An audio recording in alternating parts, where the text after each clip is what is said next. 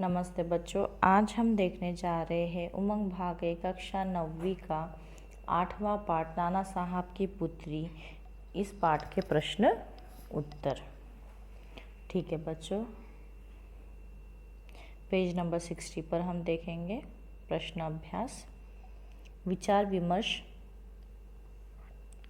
पहला प्रश्न, स्वतंत्रता संग्राम में अनेक लोगों ने अपना बलिदान दिया। उनका बलिदान स्वयं तक ही सीमित न था, उनका परिवार व सगे संबंधी भी आज़ादी की भेंट चढ़ गए। उनके प्रति हमारी सच्ची श्रद्धांजलि क्या हो सकती है? चर्चा कीजिए।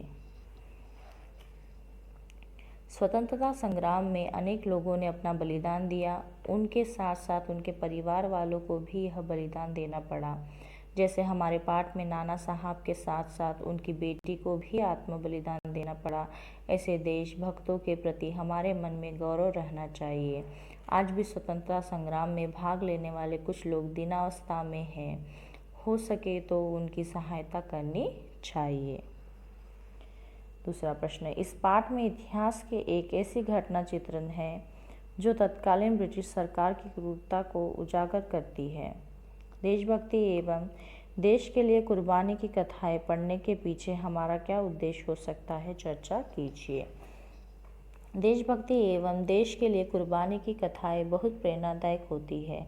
इन्हें पढ़कर हमारे मन में देश के प्रति गौरव का विकास होता है। हमारे देश को गुलामी की जकड़ से आज़ाद करवाने के लिए कई महान लोगों ने अपना सब कुछ त्याग दिया। आज की नई पीढ़ी जो आज़ादी का अनुभव कर रही है, उनमें इन बलिदानों का महत्व जगाना चाहिए। इसके लिए उन्हें कुर्बानी की कथाएं पढ़ने के लिए प्रेरित करना चाहिए। पढ़ना, भाव समझना और भाव विस्तार। क, पाठ में उत्तर ढूंढिए। पहला, इनसे संबंधित पंक्तियां पाठ में ढूंढकर लिखिए। मैना की अंतिम इच्छा। मैना उसके मुंह की ओर देखकर आर्त स्वर में बोली, मुझे कुछ समय दीजिए जिसमें आज मैं यहाँ जी भरकर रो लूँ। पर पाषाण हृदय वाले जनरल ने उसकी अंतिम इच्छा भी पूरी होने न दी। मैना की हत्या के बाद छपा समाचार। कल कानपुर के किले में एक भीषण हत्याकांड हो गया।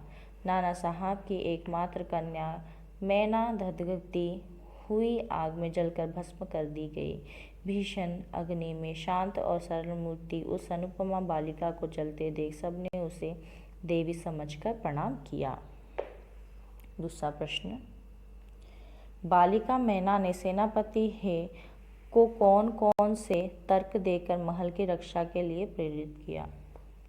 बालिका मैना ने सेनापति हे को महल की रक्षा करने के लिए निम्न तर्क दिए। बालिका ने सेनापति हे से महल न गिराने का अनुरोध किया। अंग्रेजों के विरुद्ध शस्त्र उठाने वाले अलग है। इस जड़ पदार्थ मकान में आपका क्या बिगाड़ा है? यह स्थान उसे बहुत प्रिय है। सर टॉमस हे के मैना पर दया भाव के क्या कारण थे? सर टॉमस हे की पुत्री मेरी और मैना बहुत अच्छे दोस्त थे। वे हर समय अपनी बेटी के साथ मैना के घर जाते थे। मैना को भी अपनी बेटी के समान प्यार करते थे। नाना की मृत्यु के बाद वहाँ बैठकर रोती हुई मैना को देखकर हे के मन में दया भाव उमड़ आया। ख, पाठ समझकर उत्तर दीजिए।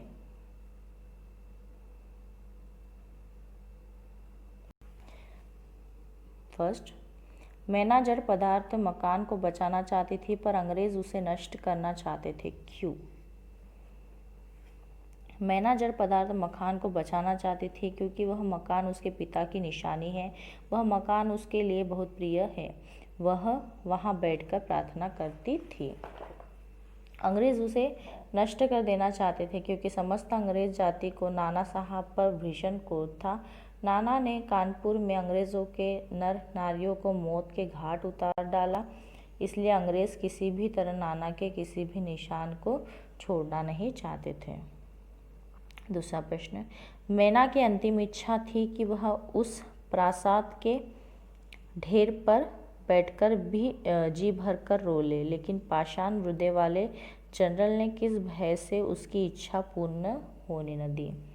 नाना साहब के महल में आधी रात को प्रसाद के ढेर पर बैठकर मैना रो रही थी। तब जनरल आउटरम ने उसे गिरफ्तार किया। मैना ने थोड़ी देर वहां बैठकर जी भरकर रो लेने की अंतिम इच्छा प्रकट की। पाषाण हृदय वाले जनरल ने उसकी इच्छा पूरी न होने दी, क्योंकि मैना आज़ादी की नन्ही सिपाही थी। उसमें बल और पौरुष ज़्यादा थे। अगर जनरल उसे छोड़ देगा तो वह अपने पिता जैसे ही अंग्रेज़ों के विरुद्ध खड़ी हो सकती है। तीसरा प्रश्न हम देखेंगे, बिठूर का राजमहल नष्ट करने के पीछे अंग्रेज़ों का क्या उद्देश्य रहा होगा। सन 1857 के विद्रोही नेता धुंधुपंत नाना साहब कानपुर में लड़ाई के दौरान अनेक अंग्रेज नर नारियों को मार डाला। फिर अंग्रेज़ों ने बचकर भाग निकले। उस समय वे अपनी बेटी को साथ नहीं ले जा सके। उनकी बेटी मैना बिठूर के महल में अकेली रहने लगी। अंग्रेज़ों ने सोचा होगा कि वे ज़रूर अपनी बेटी के लिए बिठूर के महल में आएंगे, इसलिए अंग्रेज़ सैनिकों ने महल को घेर कर गोलियों से उड़ा दिया, जिससे नाना साहब की मृत्यु हो जाए। चौथा प्रश्न, बालिका मैना के चरित्र की विशेषताएं लिखिए। बालिका मैना मराठा पेशवा नाना साहब की पुत्री थी। बचपन से ही वह निडर थी, इसलिए नाना साहब के छोड़ कर चले जाने के बाद भी अकेली महल में रहने लगी। वह वीरांगना थी। 1857 के स्वतंत्रता संग्राम की नन्ही सिपाही थी।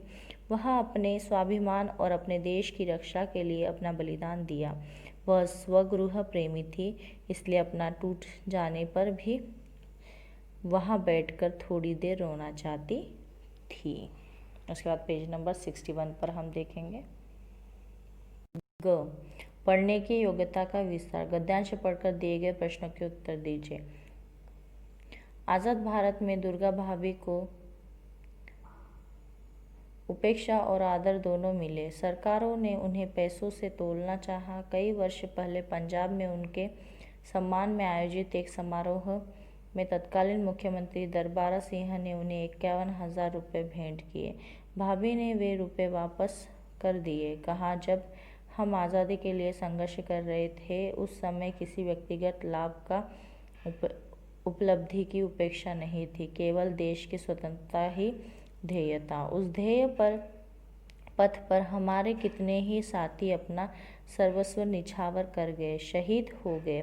मैं चाहती हूँ कि मुझे जो 51,000 रुपये दिए गए हैं, उस धन से यहाँ शहीदों का एक बड़ा स्मारक बना दिया जाए, जिसमें क्रांतिकारी इतिहास का अध्ययन और अध्यापन हो, क्योंकि देश की नई पीढ़ी को इसकी बहुत आवश्यकता है।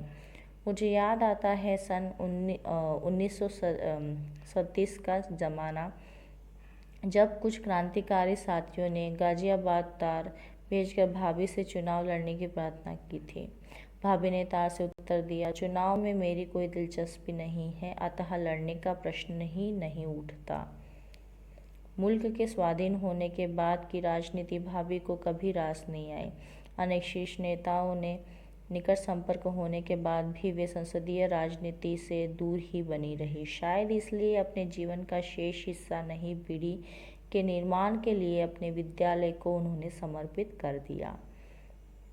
पहला प्रश्न हम पूछा गया, स्वतंत्र भारत में दुर्गा भाभी का सम्मान किस प्रकार किया गया।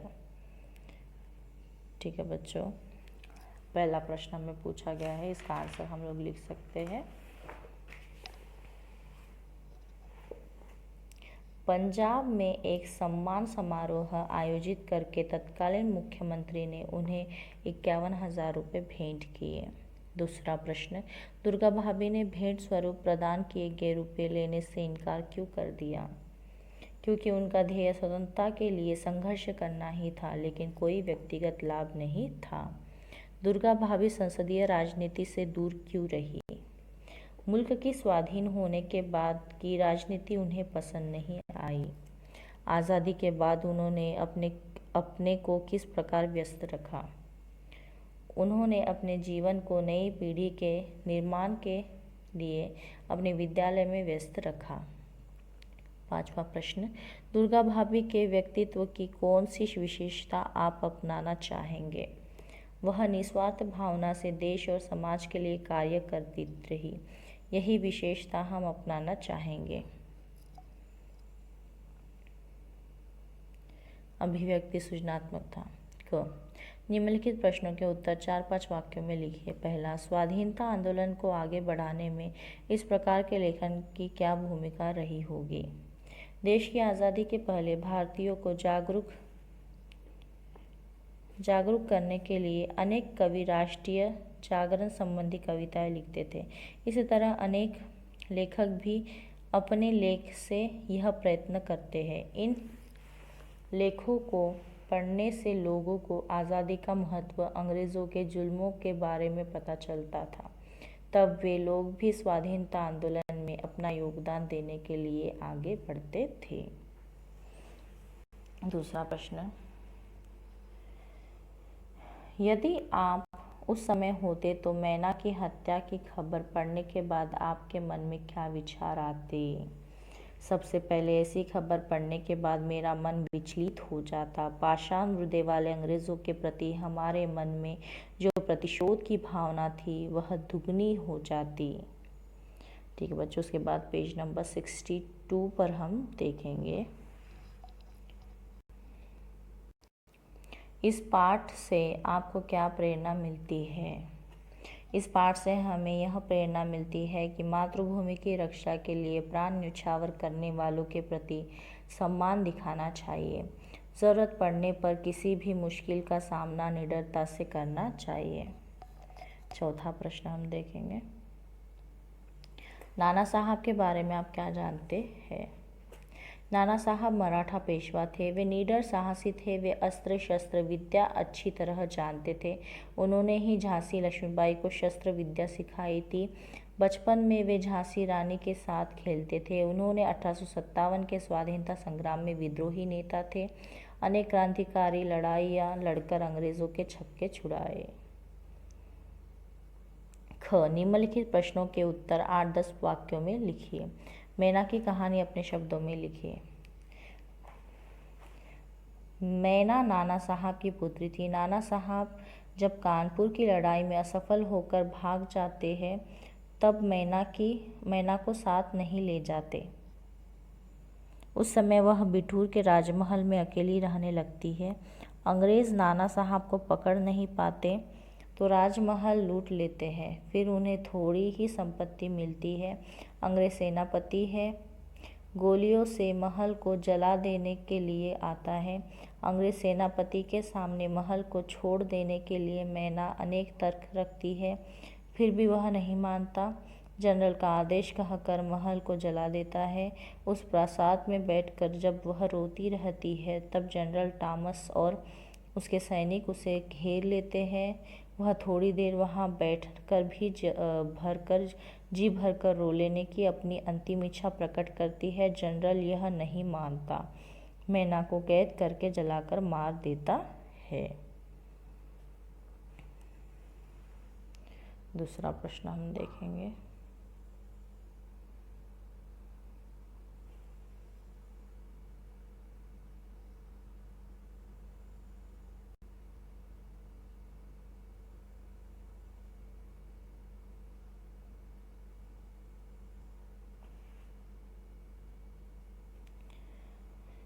इस रिपोर्टाज की लेखिका महिला है। खबर भी महिला के बारे में है। गुलामी के दिनों में इस तरह घटना की खबर लिखने वाले भी क्रांतिकारी माने जाने चाहिए। इस तथ्यों के आधार पर स्वतंत्रता संग्राम में महिलाओं के योगदान पर एक लेख लिखिए।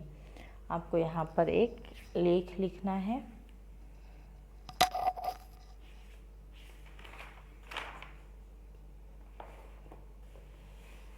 तो ये आपको ओन से लिखना है। आप लोग लिख सकते हैं। सन 1857 में देश में स्वाधीनता की पहली लड़ाई शुरू हुई थी।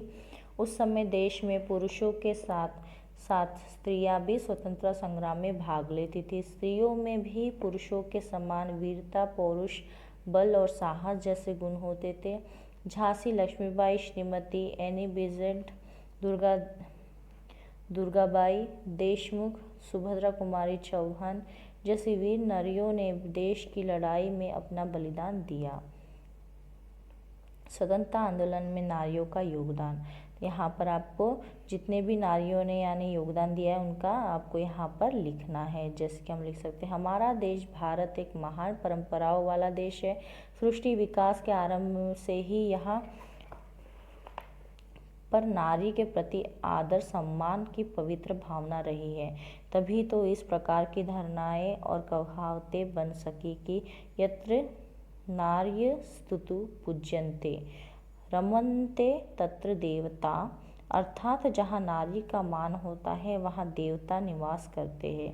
केवल मान पाना ही नहीं बल्कि मध्यकाल में भी ऐसी नारियों की कमी नहीं है जिन्होंने हर प्रकार से अपने आप को राष्ट्र और मानवता के लिए अर्पित कर दिया था।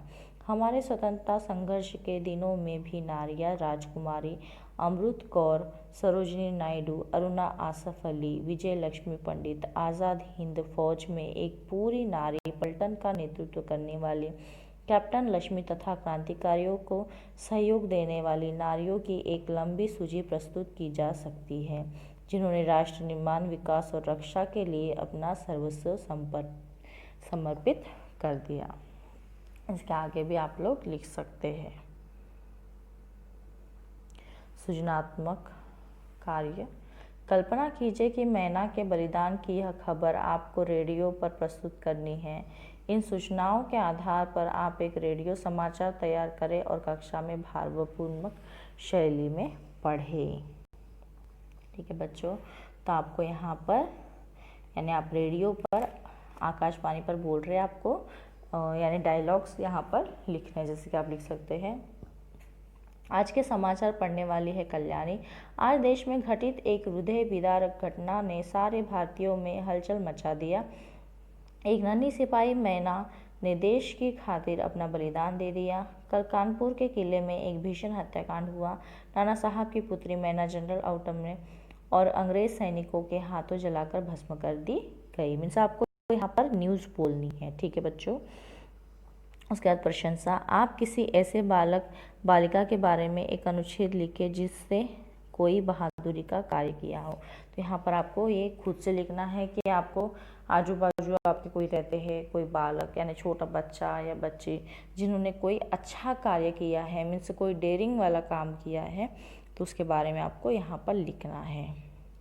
भाषा की बात, भाषा और वर्तनी का स्वरूप बदलता रहता है। इस पाठ में हिंदी गद्य का प्रारंभिक युग व्यक्त हुआ है जो लगभग 75 से 80 वर्ष पहले था। इस पाठ के किसी पसंदीदा अनुच्छेद को वर्तमान हिंदी रूप में लिखिए। आपको क्या करना है, इसका ट्रांसलेशन नॉर्मल हिंदी में करना है। प्रयोजन कार्य, इस पाठ में रिपोर्टर्स के प्रारंभिक रूप की झलक मिलती है, लेकिन आज अखबारों में अधिकांश खबरें रिपोर्टर्स की शैली में लिखी जाती हैं। आप कोई 2 खबरें किसी अखबार से काटकर अपनी कॉपी में चिपकाए और कक्षा में पढ़कर सुनाए। न्यूज़पेपर में से कोई भी 2 न्यूज़ आपको काटकर अपने कॉपी में मीन्स बुक में चिपकानी है, स्टिक करनी है और कक्षा में मीन्स क्लास में आपको पढ़ के बतानी है। अपने आसपास की किसी घटना का वर्णन रिपोर्टर शैली में कीजिए। आपको रिपोर्टर बनकर आपके आजू बाजू में कोई ऐसी घटना घटी है तो वो आपको रिपोर्टर बनकर बतानी है। तो ये हो गया आपका प्रोजेक्ट वर्क। ठीक है बच्चों, तो मैं आशा करती हूँ आपको इस पाठ के क्वेश्चन आंसर समझ में आ गए होंगे। धन्यवाद।